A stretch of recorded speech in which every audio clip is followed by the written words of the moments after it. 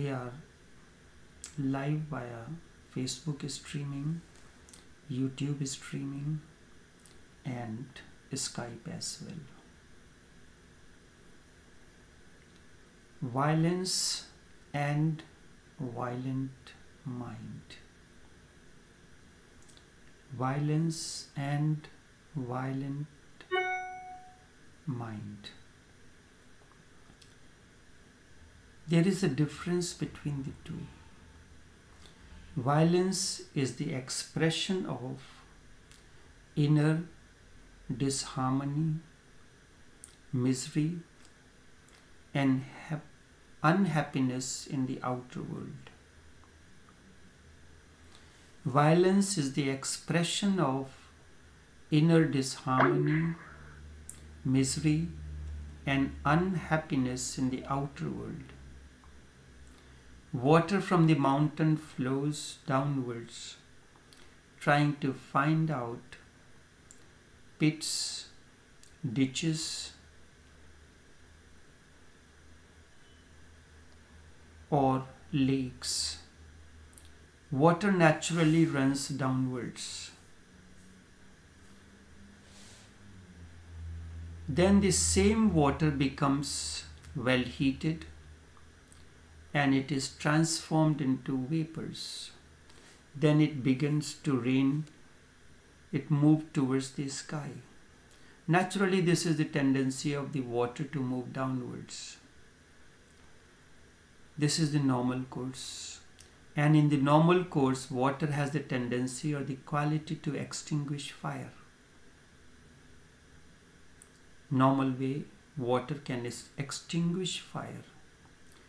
But when the same water is put in a pot and a fire is lit, its nature changes. Then the same water is no more destructive. And with the heat it begins to evaporate and then forms the cloud. It begins to ride on the clouds, travel towards the sun. It is the same water, it is the same energy, but it is transformed. There comes a revolution, and it is because of the proper way of the use of the water and the heat energy. A violent mind is always in search of ditches and pits where it can store. It flows downwards. It is heading for a fall. A non-violent mind becomes very fine and is transformed into vapors. And then it starts to reach the peak of the mountains. It is a journey towards the sky. It is on a journey to the sun. It is a flight towards the highest. It is eager to reach to higher altitudes. It's a journey towards the direction of liberation and God. A violent mind is always in search of the other. That other is the abyss. A non-violent mind is in search of the self. And when you are in search of the other, you will experience as if you are on a downward journey. It is always so, because the other is the abyss. The other is the downfall or the hell. Why is the other road leading to downfall? Why one thing becomes certain that you do not have any joy or tranquility within you? Therefore, you are in search of the other. If you are you have experienced bliss or harmony or joy within, then there is no need for you to seek it through the other. Because we have not experienced it within, so we are constantly searching it in this and that, this object, this person and that person. Man becomes as miserable with himself as he does not become even with his enemy. Man becomes so miserable with himself that he cannot be with his enemy. He does not get bored with the greatest of the bores as he gets bored with himself. That is the reason that you cannot remain all by yourself. The moment you are with you alone, all sort of things begin to happen. What is the meaning or the cause of this? Why he can't be at peace with himself? It is very interesting to see that no man wants himself as his companion. How much do you like your own company? Introspect. How much time do you spend with you? Not standing in front of the mirror, not in this and not that, just by being alone with yourself, not doing anything, just cherishing your own company. You walk with your cell phone, you have the television on. How much time do you spend with yourself? It is very interesting to see that no man wants himself as his companion, and he becomes very unhappy when some other person does not want him as his companion. Though he has already rejected himself, he has already declared he cannot make himself as his friend. You are not willing to sit alone with yourself even for a few minutes. Always in a mode of doing, not in the mode of being. When you are required to sit alone for the whole day, there is no one at home, the television is not working, you become nervous, or you perhaps think of something else. You will be confused about what to do. It is very difficult to live with oneself, because he alone can live with himself who has experienced, achieved the highest joy within.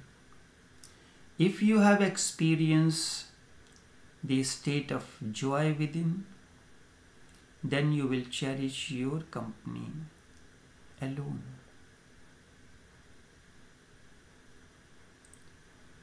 One who is full of misery within is anxious to live with another person.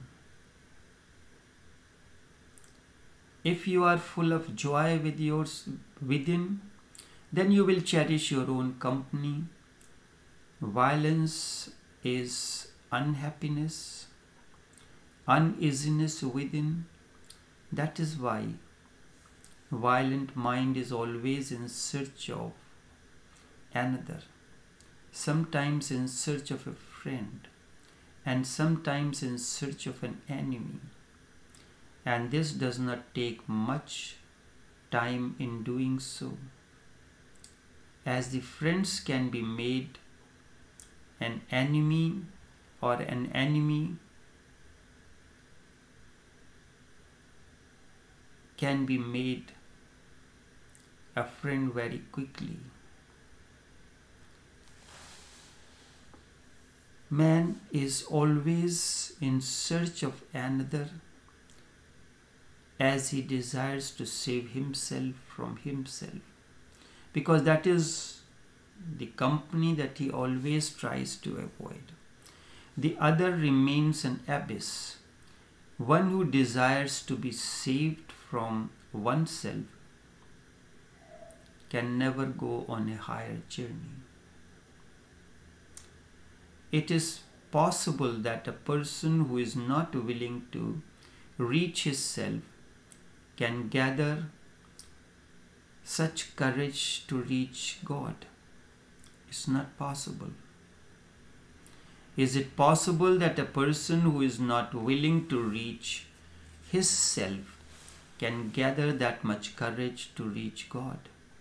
Can a person who is not willing to touch the highest peak of supreme existence? That is why we are in search of another, and there will certainly be violence in us as long as we remain in search of the other. Violence enslaves others. There are many kinds of slavery.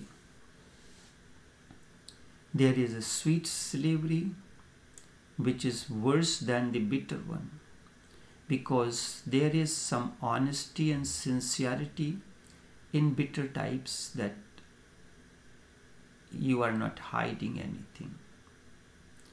Sweet kind of slavery is very dangerous. That is sugar coated. They have poison within and sugar outside. We have made all our relationships these sugar coated poisons. I had seen an image where there is a pair of slippers. A pair of slippers. And it is written, in a relationship, no two persons match. The two match only as a pair of slippers. No two persons match in a relationship, but a pair of shoes match with one another. So all relationships are like poison within, and it is covered with sugar coated. The poison comes out as soon as the bit of coating is removed. Then we somehow repair the coating and carry on with our relationships. But in fact, to be in search of the other is a solid proof that we are unable to get that joy of being with ourselves. Otherwise, why would a person seek happiness, seek the company of the other? The best and the most cherished company, I can tell you on the basis of my own experience, is my own company. I know every in and out. And number of times the people ask, if somebody came here, I said, I do not know. I am in my office. And I am not aware of what is going on the outside unless it is essential for me to know. So somehow we try to repair the coating and carry on with our relationships. But this fact, to be in search of the other, is a solid proof that we are unable to get the joy of being with ourselves. Then violence will start again. And you shall be in search of another, because you cannot live without the other. You will certainly make him a slave without whom you cannot live. You will certainly possess him and will certainly be his master. And you will destroy those, kill those whose master you become. The mastership can be of any time, because all types of ownership kills and destroys. When you are in the company of an awakened one, he is not owning you. Instead, he is there to give you total freedom, a free sky. Open, vast sky so you can float, you can fly, you can lay your wings stretched and float. Ownership is a very subtle violence. It is a subtle murder. This ownership is killing of somebody slowly and slowly. A religious teacher who can enslave somebody is like the one who will not give him the freedom. There are many types of slavery. When we chain somebody, grip his neck tightly, he becomes dependent on us. When we hang like a stone, and then you hang like a stone, a weight on his neck, and this action of hanging is downward journey. There is no end to this journey. It goes on spreading. Ours is such kind of mind which remains in search of another. Such a mind journeys downwards. Its violence goes on increasing in proportions. Such a mind will assume many forms. It will have thousands of faces. It will have thousands of ways to suppress, harass, and torture them. There can be subtle and cunning ways and methods of torturing, such as a father can torture his son. A son can do to his father. A mother can torture her son, and the son can torture his mother, and vice versa, in a very subtle manner. Psychologists say humanity has been doing this for a long time. It has been torturing one another, but we do not have any idea of this. I am torturing the other. This will continue to be so as long as you are not pleased with yourself. The moment you are pleased with yourself, you have discovered your company as the best company, then that journey comes to an end. So long as you are not ready to live with his own self, his journey will not begin. It leaves the outside. The moment you seek your own company, you have left the outside and enter within, because the other is always the outer. The other is always the without. He will certainly be out. As long as search continues for the other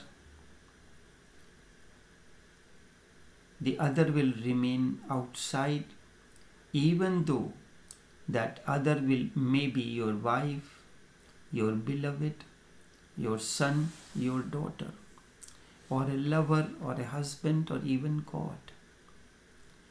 If anyone looks even at God as some other person, then violence will continue, and in that action there cannot be freedom and violence. That is the reason Mahabir has rejected the very concept of God, because God as such exists outside. The God that exists outside, because he thought if God is the other, there would be a way for the violence. So very few people understand why Mahabir rejected God. The ignorant ones thought Mahabir was an atheist. They thought Mahabir said so because God is perhaps non-existent. Mahabir said there is no God except you. When I wrote the first book, Meditation, the Way to Self-Realization, always remember when you are reading a book, go through the preface. It is the preface in which he addresses to the reader, to the audience, to the listener. There are ways and means how this book should be written. In that I had written, it does not matter to me what was the relationship between Jesus and Mary Magdalene, or why did Ram abandon Sita. Answers to these questions will not help you in any way. They will not take you far. For me, what is most important is you can be transformed if you allow a few nectars of these talks to go within you. It will change your whole perspective, way you look at the life. It happened a long time when we used to have the live meditation sessions. People will gather. So one person was there, he keep on asking me question again and again, and every time he asked, I avoided. He asked, what was the relationship between Jesus and Mary Magdalene? What was the relationship between Jesus and Mary Magdalene? I always avoided the question because that was not relevant. So once there was this session was going on, the person maybe had caught into a napping. So in the same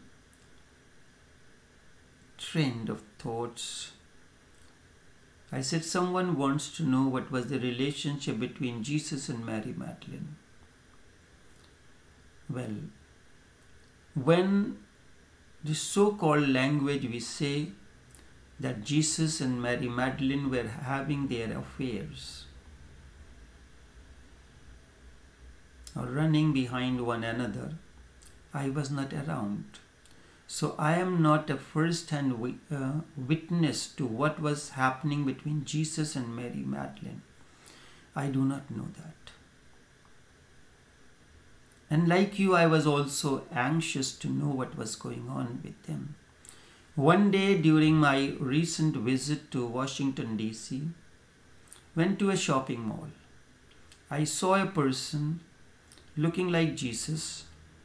I said, oh, so I will inquire from him. So when I went close, I realized that it is Jesus. I realized it is Jesus. So I put my hand over his shoulder and I asked him, boy, what was going on between you and Mary Magdalene? I want to know. He looked at it in a little angry manner. He said, you mind your own business. That is my personal affair. You mind your own business. The relationship between Mary and me is my personal affair. It was a way of narrating. What shall you gain about talking those things? Umar Khayyam has written a couplet which is very beautiful, which has been translated and used as a composition by Pankaj उदास, क्या हो हासिल उनके जिक्र से जो पीकर मस्त हुए हैं, क्या हो हासिल, what shall you gain, O fool, by talking about those who are drunk and gone? When someone is in love, he is drunk. Why do you rejoice his drunkenness? You have not tasted that nectar. Allow a few drops of that nectar enter into you, and then you will see the magic what is going to happen. But we are always interested in others. So Mahabir rejected God not because he was an atheist. Instead, whatsoever is outside you is the other, and that would pave the way for violence.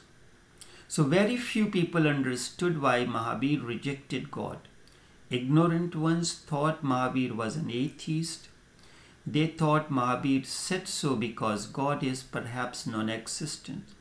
Mahabir said, there is no God except you. You can be programmed.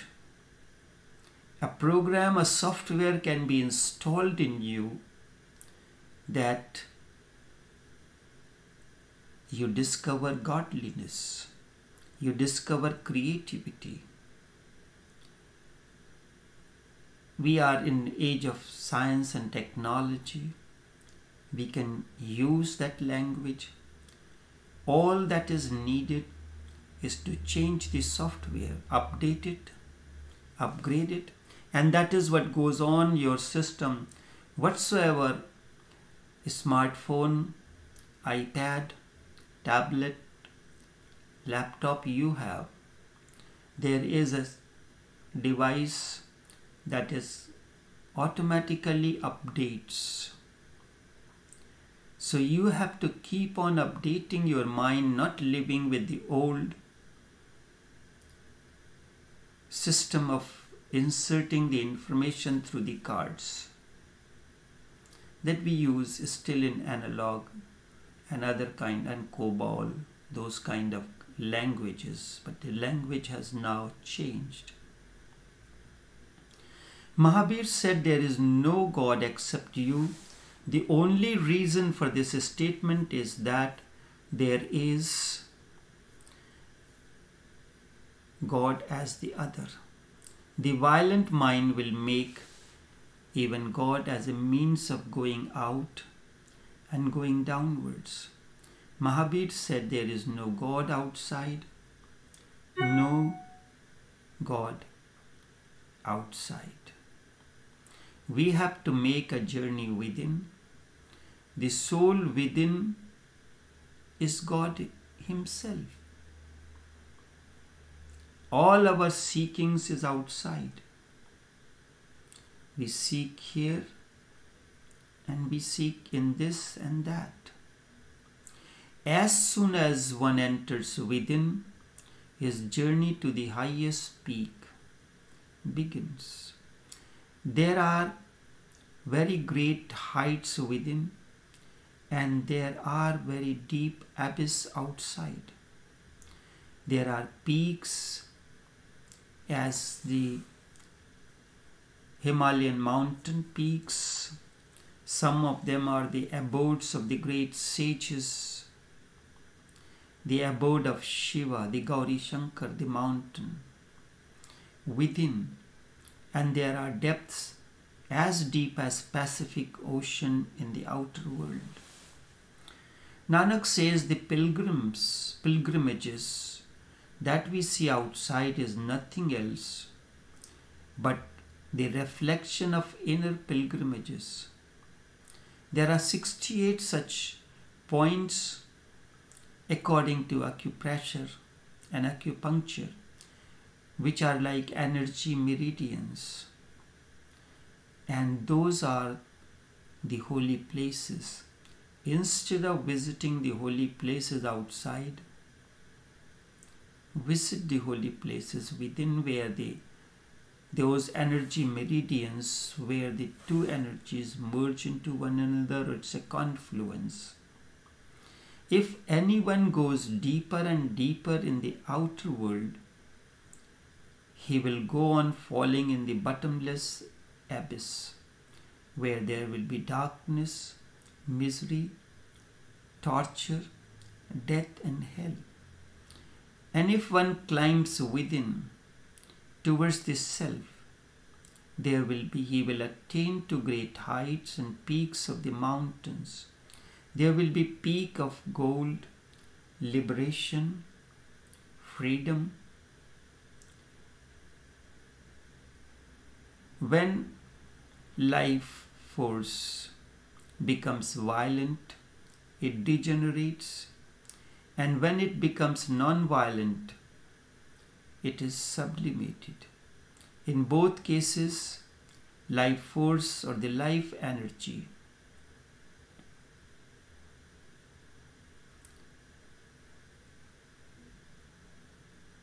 is one and the same thing.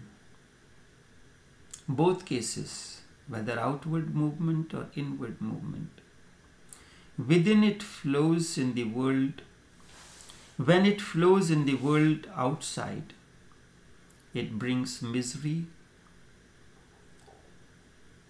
it brings pain and unhappiness. When it flows within, a new journey begins. It's a journey of happiness, journey of bliss. If a single moment you have experienced this highest joy, you must have known that you are absolutely alone. The extreme state of joy, bliss or harmony that you experience within is in those moments when you are absolutely alone. If in any moment when thrills of joy have spreaded you, you must have experienced that you are within yourself. If in any moment when a single drop of rain of joy, bliss had fallen within you, you must have experienced, I alone am here, no one else. You must have always got miseries by being associated with others. And you must have always experienced happiness within yourself. Desiring happiness from another, from someone else, in this object or that, in this person or that, is like you are chasing a golden deer. No sooner do we believe that the golden deer exists, our fall begins. This is the example when Sita asked, while Ram was in the forest, in exile, along with his consort Sita and the younger brother, all of them were sitting, and Sita sees a golden deer. She desires this golden deer to be captured, and she will use the skin of that as a prayer mat and offer it to her brother-in-law.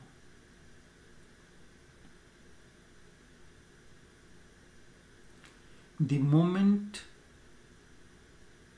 you start following or chasing this golden deer, no sooner we believe that the golden deer exists, our fall begins. And that is symbolically the fall from the heaven to a state of misery. The moment Ram goes out in search of the hunting the deer, it took him a little far inside the forest, and Ravan got the opportunity of finding Sita alone in the cottage, and he abducted her. Our degeneration begins that very moment when we believe the other can give us happiness. It is our experience of the whole life that we got nothing but unhappiness and misery from the world outside, yet still we hanker for that. Yet still we hanker for the outer world. Although the experience says that nothing but unhappiness and misery from the outer world we received, but we continue to hope that happiness will come one day. But it has never been achieved so far. We always hope and it will come in future. Certainly one day it will come, but it never comes. It has never been achieved. We always hope that it will come in future, but looking at the past, can you say if it was ever achieved? You have to introspect. In reality, one gets as much unhappiness as one gets from whom happiness is expected. That is why that son whose marriage is arranged by the parents does not get that much unhappiness with his wife as the son who goes in for self-chosen marriage.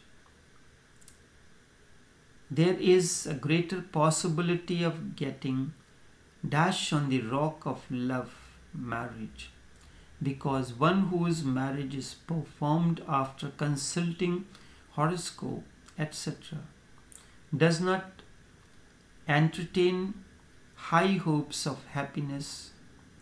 He will also get unhappiness, but that will be in proportion to the hope of happiness predicted according to horoscope.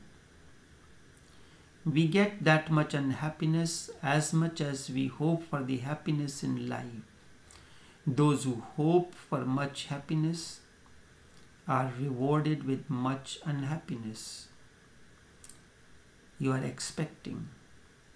There is no way to give him unhappiness who is not hoping for happiness, who is not looking for happiness anywhere. You cannot make him miserable. Life force becomes violent when it flows towards another. It flows towards misery and hell. We are in search of our own hells. When life force travels within, it becomes submitted. Life force is the same. There is no difference between the life force when it flows within and when it flows outside. The only difference is that of direction. There is, when it begins to move within, it has taken 180-degree turn. It is like you're going down or climbing up the steps of a staircase of a temple. It can be like this. You and your friend are standing on the same staircase. Your face is upward and your face and the face of your friend is downwards. Although both of you are standing at the same place, but the direction of your journey differs from the other, then heaven and hell both will be there at the same staircase.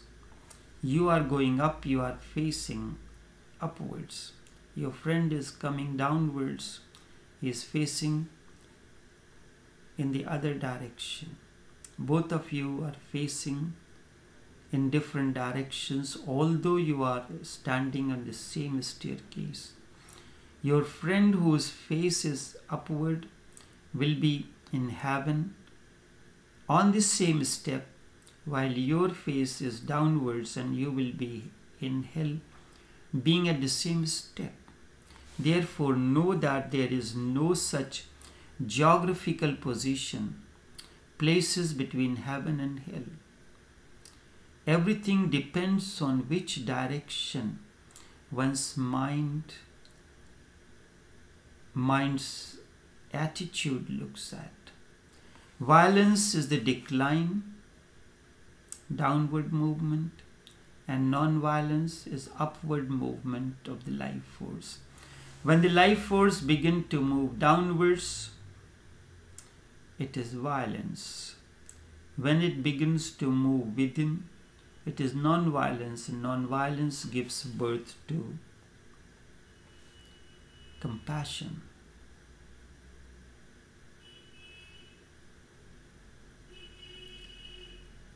A man was driving on the mountain. He seems to have lost his way. So he saw a light coming out of a cottage.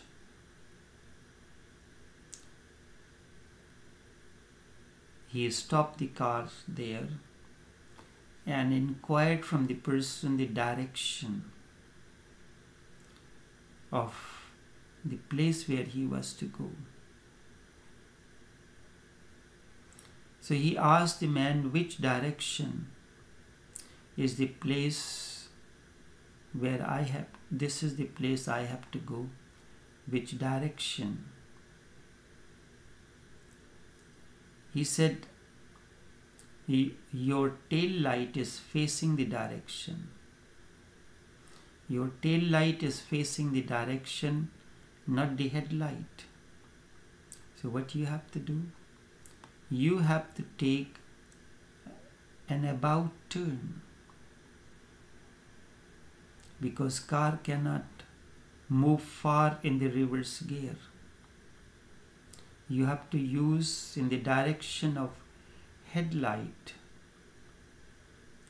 You have to move in the direction of headlight, so you have to take an about turn, and then you will be facing the destination where you have to go. And if you continue the journey in that direction, you will certainly reach there one day.